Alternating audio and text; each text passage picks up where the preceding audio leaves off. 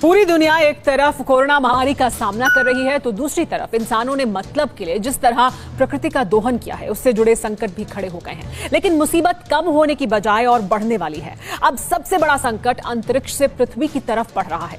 इस संकट को सूरज का जागना कहते हैं, जो हजारों सालों में होता है, जिसके नुकसान का अनुमान भले ही पहले न लगाया जा सका हो, लेकिन मौजूदा वैज्ञानिक युग में इस नुकसान का आकलन हो चुका है और यह नुकसान इतना बड़ा है जिसकी कल्पना भी कभी नहीं की होगी। देखिए क्या है सूरज के जागने का मतलब। पिछले 1.5 साल में पूरी दुनिया ने महामारी देखी, कुदरती आपदा महसूस की,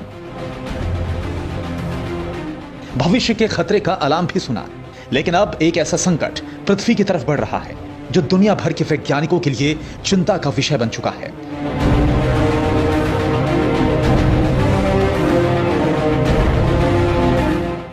पिछले 1.5 साल में दुनिया ने कोरोना महामारी की परेशानी झेली।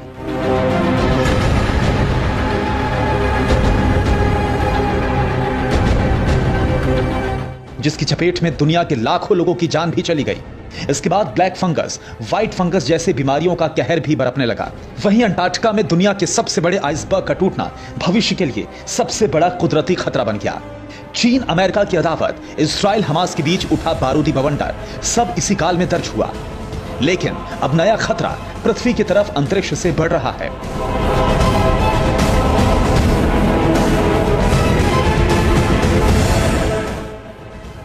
यह खतरा है पृथ्वी को जीवन देने वाले सूरज के जागने का। जी हां, आपने बिल्कुल सही सुना, सूरज जाग चुका है और अब तक का सबसे बड़ा खतरा यही सूरज पृथ्वी की तरफ भेज रहा है। और इस खतरे के अनुमान ने पूरी दुनिया के वैज्ञानिकों की चिंता बढ़ा दी है।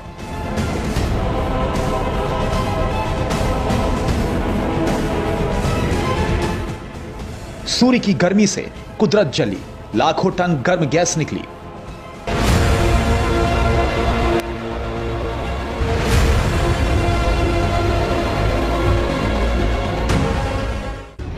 उबल सकता है पृथ्वी का जल, चौंकाने वाली खबर वायरल।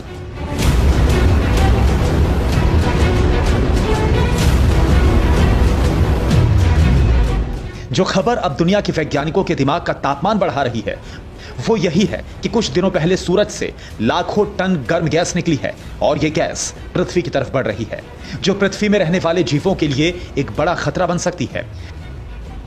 सूरज से निकलने वाली इस गर्म गैस की क्रिया को नाम दिया गया है कोरोनल मास इजेक्शन।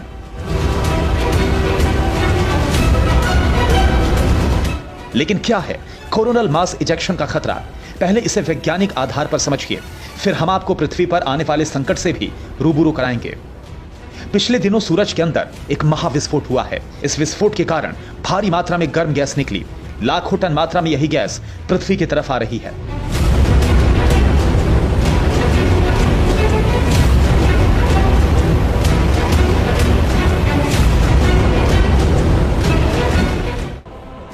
हालांकि अब तक वैज्ञानिकों की तरफ से कहा गया है कि इस बात की संभावना कम है कि यह गैस पृथ्वी के नजदीक पहुंचेगी और पृथ्वी को नुकसान होगा।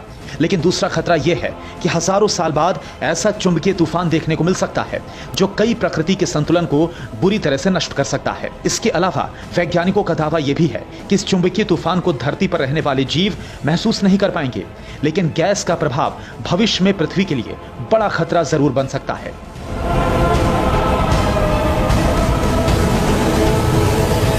वैज्ञानिकों के मुताबिक हजारों सालों तक सूरज निष्क्रिय अवस्था में था, लेकिन अब वो जाग रहा है। रिपोर्ट में किए गए दावे देखिए। सूरज की गैस से पृथ्वी की सतह को नुकसान नहीं होगा, लेकिन चुंबकीय गैस से पावर ग्रिड को नुकसान पहुंच सकता है। सूरज से आ रही गैस संचार साधनों को ध्वस्त कर देगी। एयरलाइंस वर्कर और पैसेंजर्स को रेडिएशन का खतरा है। सबसे ज्यादा नुकसान की संभावना सैटेलाइट्स को है। दावा यह भी किया गया है कि साल 2020 में सूरज का 11 सालों का साइकिल शुरू हुआ है, जो 2015 में अपने पीक पर होगा। वैज्ञानिकों का अनुमान है कि आने वाले सालों में सोलर तूफान की संभावना पृथ्वी पर काफी ज्यादा बढ़ जाएगी। ठीक 17 साल पहले की तरह जब पृथ्वी ने सोलर तूफान को महसूस किया था।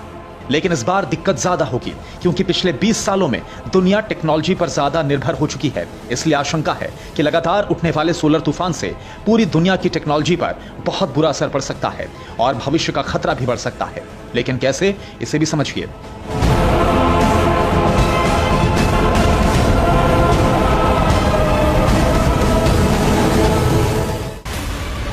अंतरिक्ष में मौसमी परिवर्तन पर ध्यान नहीं दिया जाता, लेकिन सोलर तूफान से अंतरिक्ष में बड़ा परिवर्तन होगा। निकट भविष्य में पृथ्वी पर इसका ज्यादा असर पड़ेगा। दुनिया का संचार सिस्टम पूरी तरह से ठप हो जाएगा। पृथ्वी पर प्राकृतिक आपदा की सूचना नहीं मिल सकेगी। दूसरी कुदरती आपदाओं से नुकसान का खतरा होगा।